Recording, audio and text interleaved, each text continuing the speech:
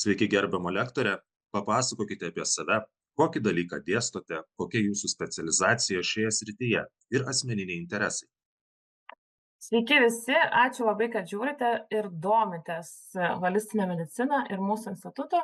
Aš esu Rūta Malkutė, dėstau aromaterapiją ir tai yra tas dalykas, kuris toksai mano gyvenimą nukritęs labai netikėtai, bet įnešęs labai labai daug permainų. Aš pati esu baigusi klinikinę aromaterapiją Atlantic Pacific institute ir Prancūzijoje. Ir tas mokslinis požiūris, kuris būtent prancūzų yra aromaterapeutų naudojamas, mane iš tikrųjų labai labai sužavėjo ir automatiškai tiesiog natūraliai labai tas žinias, kurias aš įgijau, aš jas pradėjau taikyti praktikoje ir supratau, kad tai vis dėlto veikia. Ir taip pasisuko viskas į šitą pusę ir aromaterapija tapo gyvenimo dalim.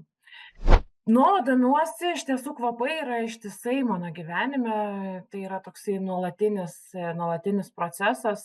Nuo vaikystės turėjau ypatingai jautrią uoslę. Kaip aš juokaudavau, aš turiu vaikščioti pėškomis ir negaliu važiuoti viešuoju transportu, nes aš žinau, kuris keleivis valgė silkę pusryčiam, o kuris nesiplovė dantų.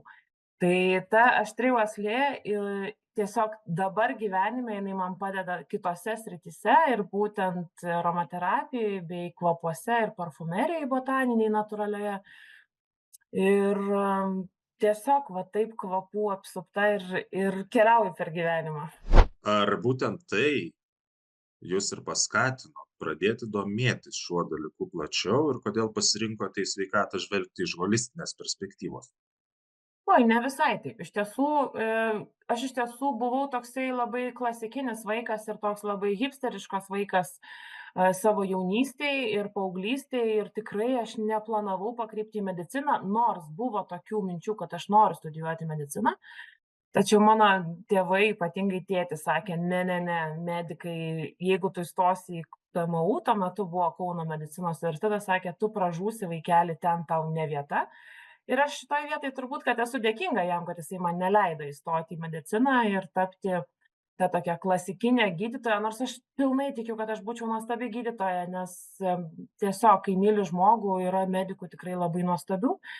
Bet tuo metu tiesiog mano gyvenimas pakrypo į kitą pusę, aš tapau ekonomistė, dirbau tarptautinėse įmonėse ir tikrai turėjau didelius projektus ir labai didžiulius, kaip man tai sakydavo, kokia karjera tavo labai gera ir tu čia taip labai sekasi viskas. Tai šitoj visoj situacijai šalia šlovės ir šalia didelio darbo ir darboholizmo ir to, ką įsitraukiu, visą laiką ateina šalia kiti dalykai. Mano atveju atėjo depresija ir depresiją su savim atnešė aromaterapija. Aš tą istoriją esu pasakojus ne kartą, kai mano psichoterapeutė pasiūlė man išbandyti vieną metodą, kuris buvo taikomas Vokietijoje ligoninėse, psichiatrinėse ligoninėse su ūmia depresija sergančiais pacientais.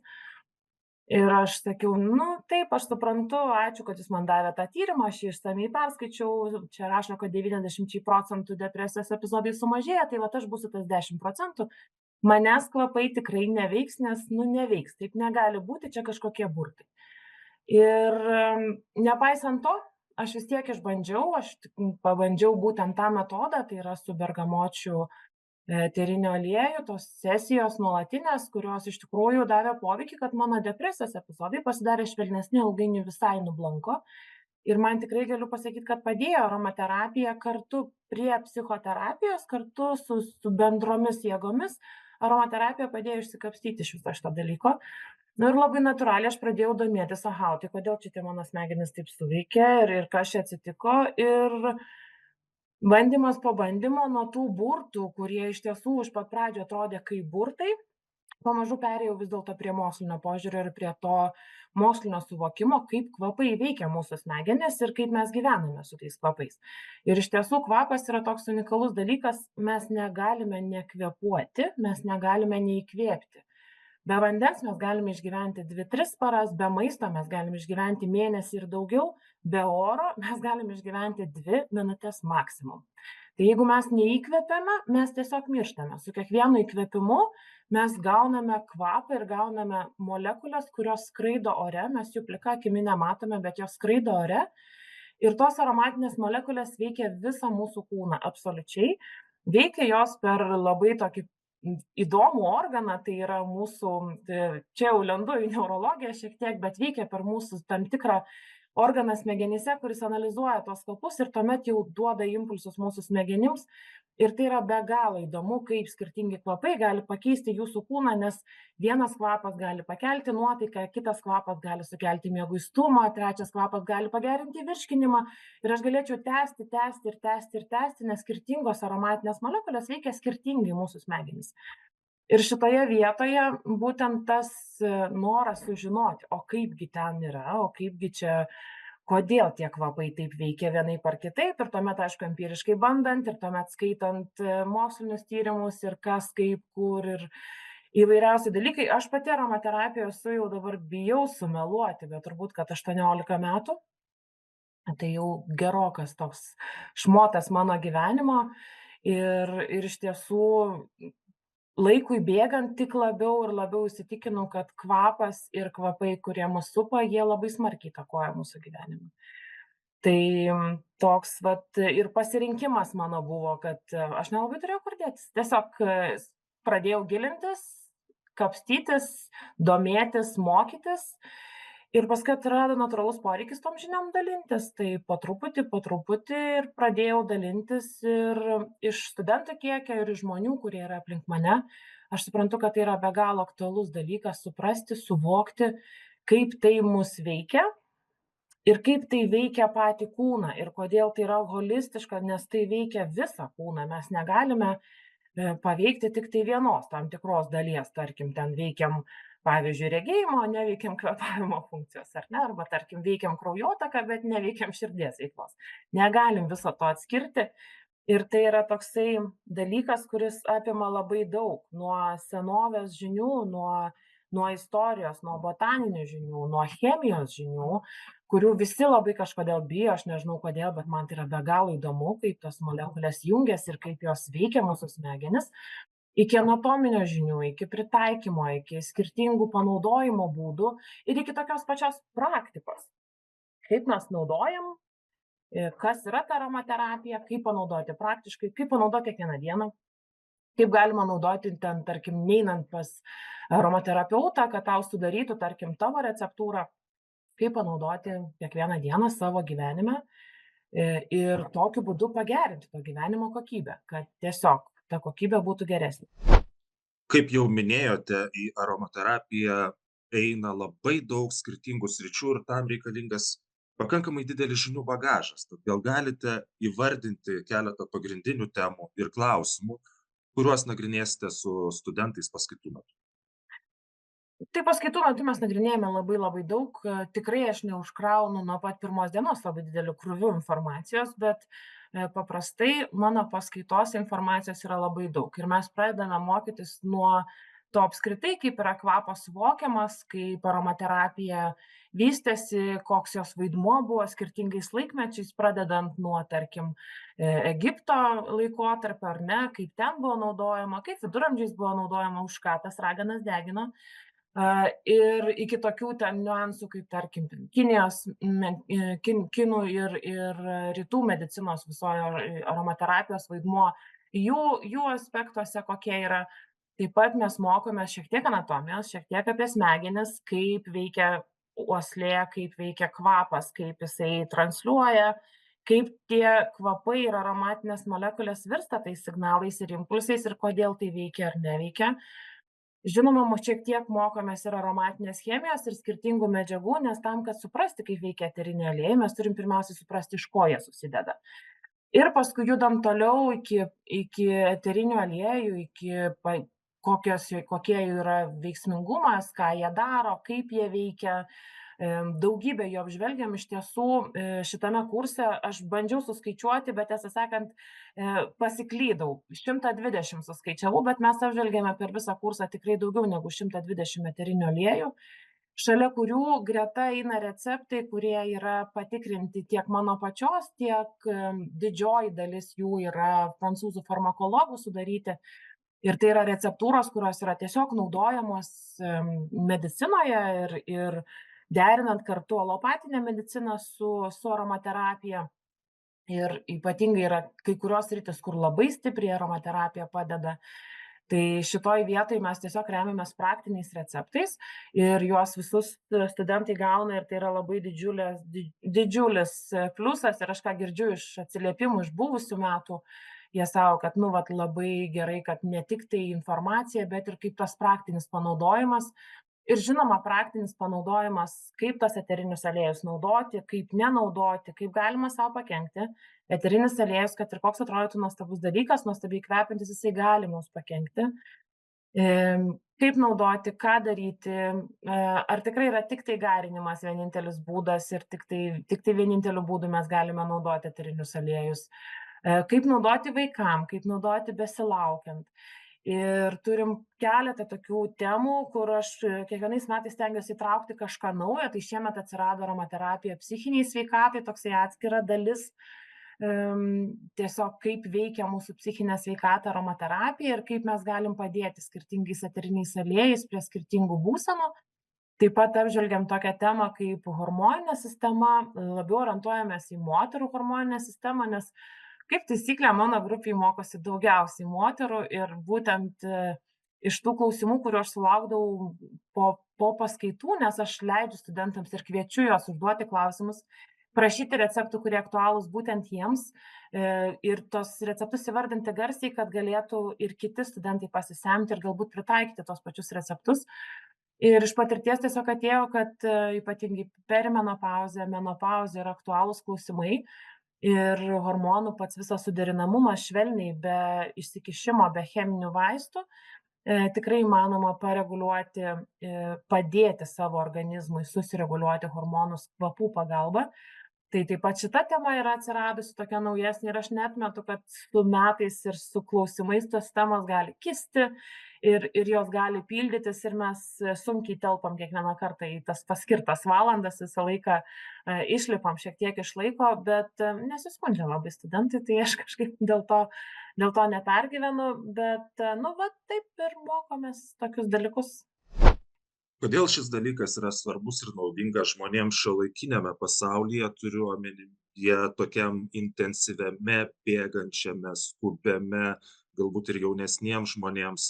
Ir ar įgytos žinios gali būti lengvai pritaikomos praktikoje? Iš tiesų, viena iš didesnių bėdų, ką mes turim šiuolaikinėj dienoj, šiuolaikiniam pasauly ir mūsų kasdienoj, yra didžiulis triukšmas ir didžiulis tempas. Triukšmas, tai aš kalbu ne apie tai, kad pas mus labai yra garsu namuose arba aplinkoje, kur mes praleidžiame laiką, bet triukšmu aš vadinu viską, tai yra informacijos, skoniai, kvapai, viskas tiesiog užgožia mūsų visus receptorius ir juos tiesiog persotina labai labai smarkiai. Pridedant prie viso to mūsų didelį gyvenimo tempą, tai kad mes stengiamės dirbti kuo daugiau ir kuo daugiau kiekvieną kartą, atsiranda didžiulis poreikis sustoti. Jeigu tas poreikis nėra patenkinamas, sustoti, įkvėpti, atsikvėpti, atsipalaiduoti, tokiu atveju mes prieinam prie tokio labai paprasto dalyko, kuris atrodo paprastas, bet iš tikrųjų yra labai sudėtingas, tai yra perdegimas ir perdegimas yra diagnozuojamas vis jaunesniems žmonėms ir aš su tuo susiduriu tiesiog, kurie ateina pas mane konsultuotis ir ateina į mano terapijas, žmonės, kurie yra perdegę ir tiesiog nežino, ko griebtis. Tai aromaterapija šitoje vietoje labai padeda laiku sustoti, nelaukti, kol perdegimas įvyko, nelaukti, kol visiškai užsisukome tam voverės rate, kuomet nebegalime sau padėti ir mūsų smegenims jau reikia tik tai cheminių vaistų, kurie nuramintų viską ir išjungtų, visus receptorius išjungtų, kad galėtumėm funkcionuoti. Tai aromaterapija šitoje vietoje labai padeda ir jinai tiesiog dėl to yra labai labai aktuali šiandieniniam pasauly, nes nepaisant to, kad 20 amžiaus viduryje kvapas ir uoslė buvo labai smarkiai nuvertinami, dabar nuo 21 amžiaus pradžios, jau ketvirtis amžiaus praėjo, uoslė vis dėlto yra pripažįstama kaip labai stiprus vienas iš mūsų sensorių, kuris be galo daro didelę įtaką mūsų gyvenimui.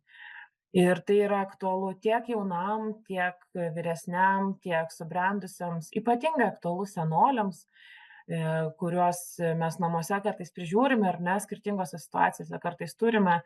Ir kvapas be galo paprastai galima pamatyti, kaip veikia juos ir kaip galima pagerinti jų tiesiog kasdieninį gyvenimą. Tai tikrai aktualu yra tiek jauniems žmonėm, kurie skuba savo gyvenime ir neranda laiko atsikvėpti ir kartais nežino, kaip tą padaryti. Tai aromaterapija yra tas toksai lengvas būdas, paprastas būdas, žinant, kaip ją naudoti, žinant taisykles, kaip jas pritaikyti, padėti sau, padėti savo artimiesiems, padėti savo ratui žmonių. Ir tai yra toksai, kaip aš sakau, jeigu mano paskaitos padeda nors vienam žmogui pasijausti geriau, jau mano misija viso kurso įvykdyta. Bet ta misija būna įvykdyta ne vieną kartą, nes iš tiesų geriau pasijaučia ir tie žmonės, ir jie aplink save skleidžia tą kvapą, tą aromatą ir tą ramybę, kuri dažniausiai va tas sustojimas su kvapu, jisai yra visiškai kitoks negu tiesiog sustoti. Tai dėl to aromaterapija toks tikrai labai yra aktualus dalykas, kurį verta mokytis. Kaip žvelgiate į vakarų ir naturopatinės medicinos integracijos svarbą, skirtingus požiūrius ir kodėl šis dalykas galėtų būti naudingas sveikatinimo srities specialistams ar gydytojams?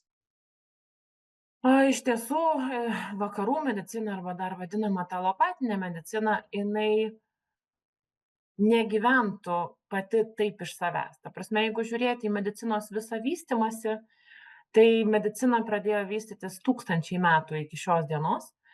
Ir ne veltui mūsų medikai po šiai dienai duoda Hipokrato priesaiką. Hipokratas, kuris buvo graikas, gydytojas graikas.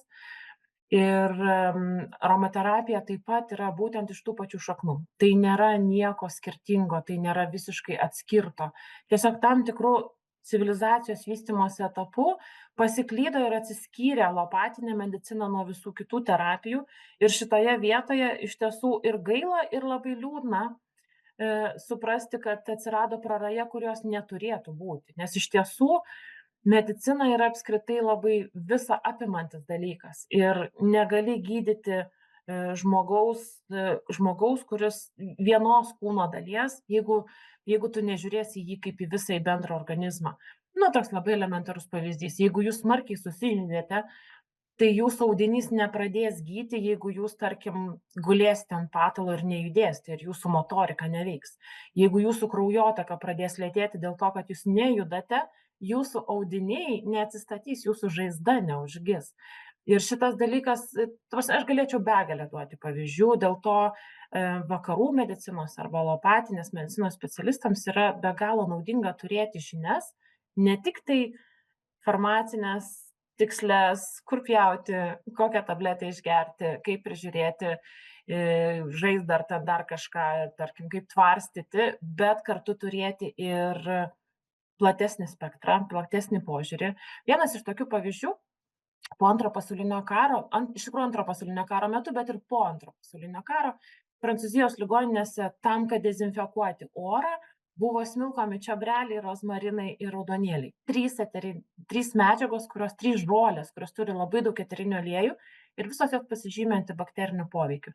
Ir šitoj vietoj negali brėžti tokio visiškai atsiskyrimo ir nubraukti ir pasakyti, kad nu va čia viso tai yra nesąmonė, nes mes čia vakarų medicina, tai mes jau čia esame kažkokie labai atskirti. Man visa tai yra labai viena, labai kartu susiję, kuo naudinga specialistams patiems, kurie dirba sveikatos priežiūros įstaigose, ar ne, tarkim, taip pavadinkim. Tai iš tiesų pirmiausiai dėl platesnio požiūrio vienas aspektas. Antras aspektas yra ypatingai aromaterapija yra naudinga ne aukščiausio lygmens, aš kalbu ne apie gydytojus, bet kalbu apie slaugytojų lygmenį, slaugytojų personalą, nes slaugoje aromaterapija yra pritaikoma be galo plačiai, pradedant nuo emocinių būsenų paciento iki pritaikomumo pačios pagalbos. Tai tiek slauga, tiek slaugytojų padėjėjai, visi, kurie yra masažuotojai, kineziterapeutai, aromaterapija labai smarkiai veikia mūsų visą motoriką ir visą mūsų kūną. Ir veikia fiziniam lygmenį, tiesiog čia be jokių burtų, be jokių įsikalbėjimų, tiesiog mediciniškai labai aiškiai, tiksliai galima pagrįsti, kodėl tai veikia. Tai yra be galo įdomu būtent šitiems specialistams ir aš turiu ne vieną kineziterapeutą, kuris būtent naudoja tiek aromaterapinius aliejus, tiek aromaterapinius produktus ir eterinius aliejus ir įvairiausius dalykus, ar ne, ta prasme naudoja tas priemones. Tai yra tikrai toksai jiems labai naudingos žinios, nes jos praplečia spektrą ir labai gaila, kad šitų dalykų nemoko jų, kai jie mokinasi aukštosiose mokyklose. Nes iš tiesų, sutinku, ne visi, bet dalis jų tikrai galėtų pritaikyti ir yra tam tikros sritys, kur aromaterapija tikrai galėtų pagelbėti šalia visų kitų terapijų, šalia tos klasikinės vakarų medicinos, kiek tai yra klasika, čia galima pasiginčyti, bet iš tiesų aš labai tikiuosi, kad mano dėstymas ir mano žinių pateikimas, kadangi po truputį vis atsiranda medikų, kurie kreipiasi, kurie mokosi, vieno ar kito lygmens medikai, aš labai tikiu, kad mano misija irgi tokia yra, kad jie po truputį įsileis, po truputį atsipalaiduos ir turės tokį nelabai griežtą ir nukertantį požiūrį, kuris dar didintų prarają, o kartu apjungtų. Nes tai yra tiesiog negali atskirti, nes tu negali nupjauti kojos, ant kurios stovi farmacijos pagrindai, nes iš tiesų aromaterapija su farmacija yra be galo susiję. Be farmacijos vakarų medicina praktiškai turbūt nieko neturi. Tai šitoje vietoje tu negali nupjauti kojos, ant kurios stovi tas dalykas, kuris tau yra būtinas.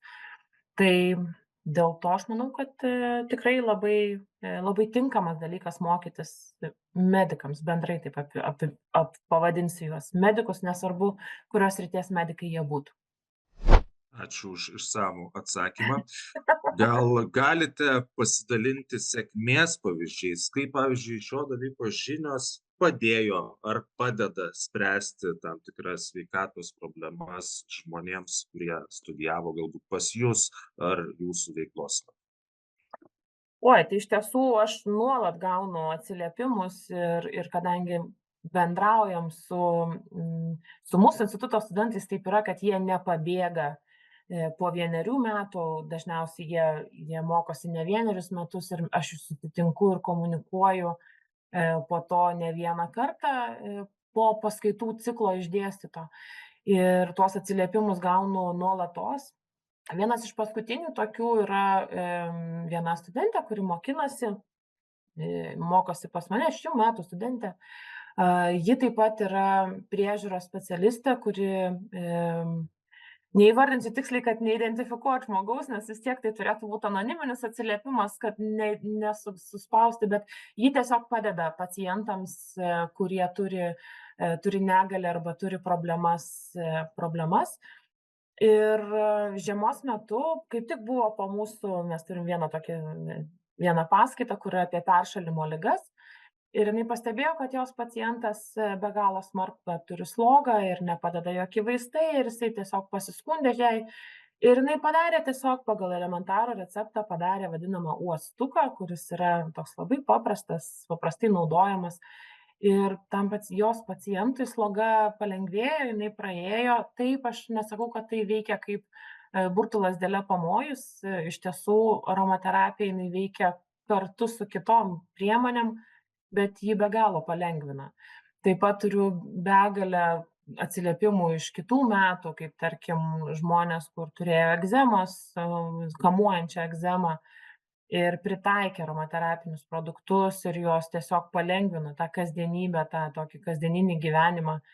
Oda yra tas organas, kuris, jisai atrodo neturi skausmo receptorių, bet kai pradeda skaudėti, kai atsiranda kažkokie negalavimai, tai ne tik vizualiai kenkia, nes tai gadina vaizdą, kurį mes matome veidrodyje, bet kartu tai trukdo gyventi, trukdo judėti ir tas palengvinimas labai yra duodantis tokio, padidinantis labai smarkiai kokybę gyvenimo. Ir, tikrai daug yra aš nenoriu įvardinti žmonių, labai stengiuosi nepasakyti vardais.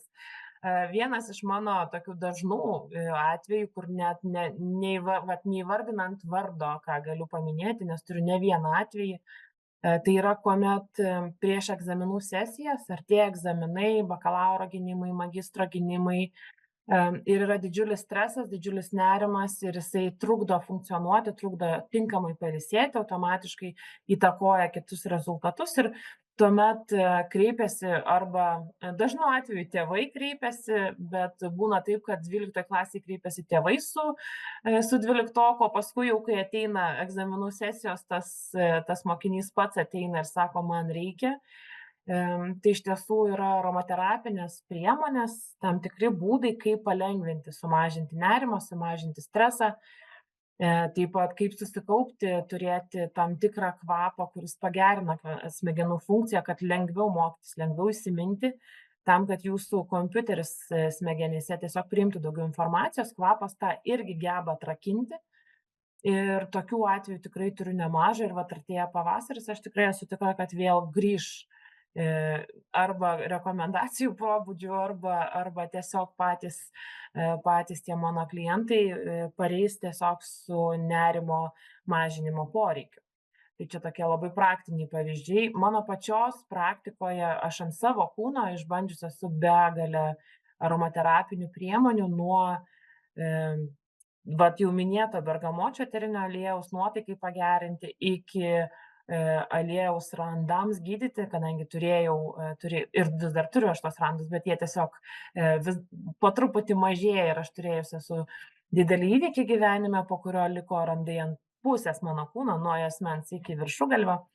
Ir tuos randus iš tikrųjų pavyko sutvarkyti, aptvarkyti, padėti jiems ir vis dar aš juos puoselėju, kad jie sumažėtų ir taptų netokie matomi ir galima būtų gyventi toliau, nekreipiant dėmesio į tai, kas nutiko, ar ne? Tai šitoje vietoje tiesiog pavyzdžių yra begalė, nuo psichoemocinių būsenų iki fizinių būsenų. Ir geriausiai visus pavyzdžius yra išbandyti savo kailiu. Aš visą laiką sakau, kad pasitikėk, bet patikrink. Čia toks iš tokios vienos kalbos, kur pas mus dabar nelabai mėgstama vertinys, bet iš tiesų patikrinti savo kailiu visada yra labai labai veiksminga. Tai dar kartelį kviečiu visus studijuoti Holistinio ugdymo institute ir bestudijuojant pasirinkti aromaterapiją, nes tai yra dalykas, kuris apgaubia viską ir kartu labai yra moksliškas ir labai labai tikslus ir kartu orientuotas į jūs kaip į vieną. Tai toks ir labai holistinis, bet ir labai labai atskirtas požiūris ir dalykas, kuris padės jums prisitaikyti priemones ir dalykus kiekvienoje dienoje. Turėsite aiškius paruoštukus, labai aiškius receptus, kaip sau padėti. Ir tai yra be galo įdomus dalykas, be galo įdomu juo besimokant bandyti, tiesiog analizuoti, tiesiog pajausti tai, išjausti ir išmokti. Toks tikrai labai labai skatinu panerti į tai. Nesakau, kad jūs pabaigę šį dalyką tapsite visažiniu aromaterapeutu, tas, kuris nešiojasi galvoje, bet kaip aš nuo pat pirmos dienos iki pat prieš egzaminą studentams savo sakau, jūs žinosite pradžią, už ko kabintis ir žinosite, kur ieškoti atsakymų į labai labai svarbius klausimus. Tai dar kartelį kviečiu rinktis aromaterapiją ir apskritai rinktis Holistinio ugdymo institutą, nes tai yra nuostabi vieta, kur susijungia viskas į vieną.